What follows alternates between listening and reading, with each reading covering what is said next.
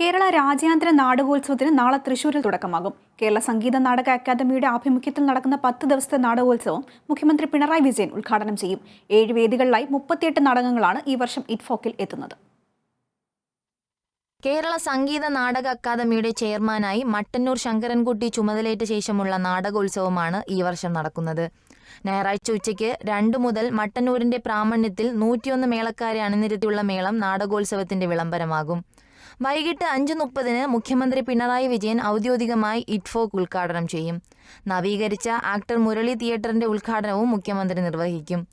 Online വഴി ticket book ചെയ്തവർക്ക് ടിക്കറ്റുകൾ ഞായറാഴ്ച രാവിലെ 10 മുതൽ അക്കാദമിയിലെ ടിക്കറ്റ് കൗണ്ടറിൽ നിന്ന് നേരിട്ട് വാങ്ങാം.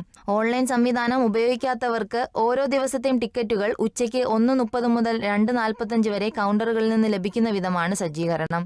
ഉദ്ഘാടന ദിവസം ഉച്ചയ്ക്ക് 3-ന് ദേശീയ നാടകങ്ങൾക്ക് തുടക്കമിട്ട് KT മുഹമ്മദ് തിയേറ്ററിൽ ടേക്കിംഗ് സൈഡ്സ് എന്ന നാടകം അരങ്ങേറും.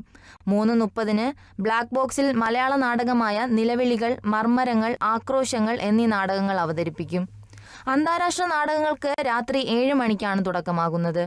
സൗത്ത് ആഫ്രിക്കയിൽ നിന്നുള്ള സാംസൺ എന്ന നാടകമാണ് ആദ്യം. 24 നാടകങ്ങൾക്ക് പുറമെ 6 സംഗീത ബാൻഡുകളും ഇക്കുറി വേദിയിലെത്തും.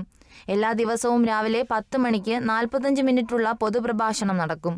രാവിലെ 11 മണിക്ക് മീറ്റ് ദി ആർട്ടിസ്റ്റും സംഘടിപ്പിക്കും. ഇറ്റ്ഫോക്കിന്റെ ഭാഗമായി കുടുംബശ്രീ മിഷന്റെ ഭക്ഷ്യമേളയും ഒരുക്കിയിട്ടുണ്ട്. Kerala vision news, Thrissur.